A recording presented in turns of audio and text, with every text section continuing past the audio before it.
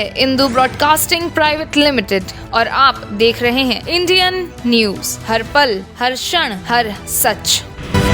विधानसभा में पूछे गए प्रश्न के बारे में पत्रकारों से चर्चा करते हुए राजेश मूणत ने कहा कि पूरे देश के अंदर एक विकसित प्लान के तहत शहर बसे, उसकी परिकल्पना मोदी सरकार ने की, जिसके तहत 390 परियोजना की स्वीकृति हुई थी।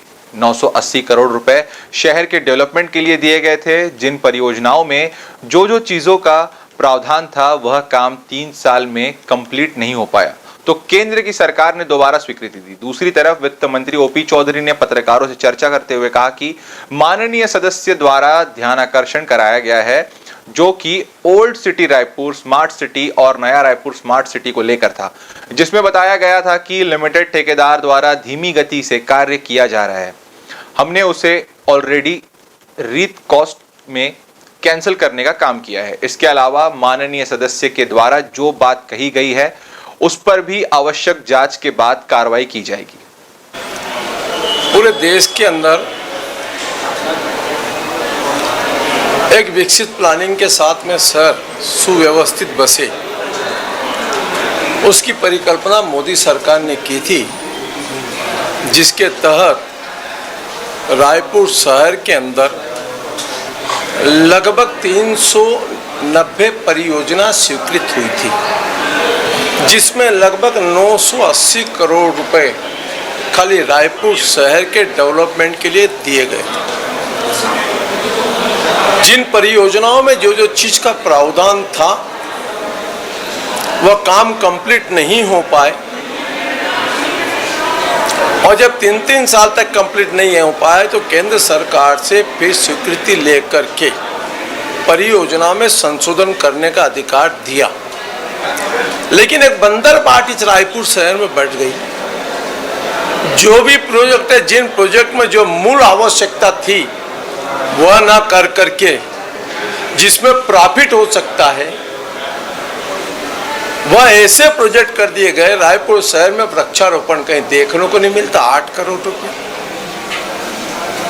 ट्रैफिक कंट्रोल सिस्टम के लिए 200 करोड़ के ऊपर खर्च कर दी। मल्टी लेवल पार्किंग बनी, लेकिन पार्किंग का उपयोग नहीं हो रहा, वहां ऑफिस लग रहे। विद्युतीकरण करना था अंडरग्राउंड सिस्टम में, वह नहीं कर पाए। जिस चौपाटी को लेकर के सब प्रश्न चल रहे थे, उस चौपाटी में बताया यूथ हब बनेगा,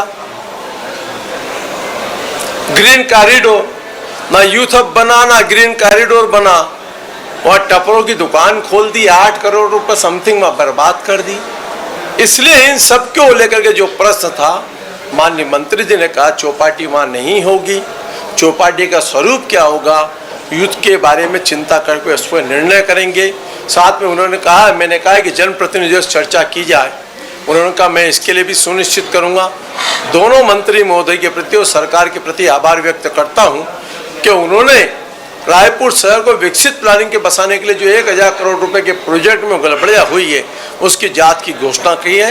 मैं उनके प्रति आभार व्यक्त करता हूँ। जी, 2 स्मार्ट सिटी लिमिटेड पर मूल रूप से ध्यानाकर्षण था।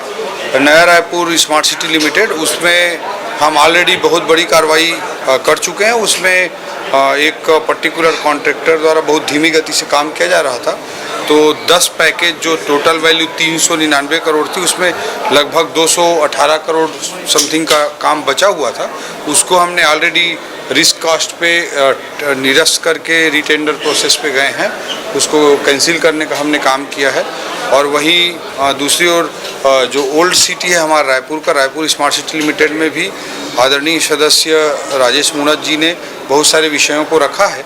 तो हम लोग हमने सदन में कहा है कि उनके जो भी कंसर्न हैं, चौपाटी को लेकर विशेष करके उनका बिंदु था, तो उसकी नगरीय प्रशासन विभाग की ओर से, नगर निगम की ओर से उसे जांच करा के माननीय सदस्य से चर्चा करके उस अनुरूप जो गलत हुआ है उसके अनुरूप कार्रवाई किए जाने की घोषणा सदन में की गई।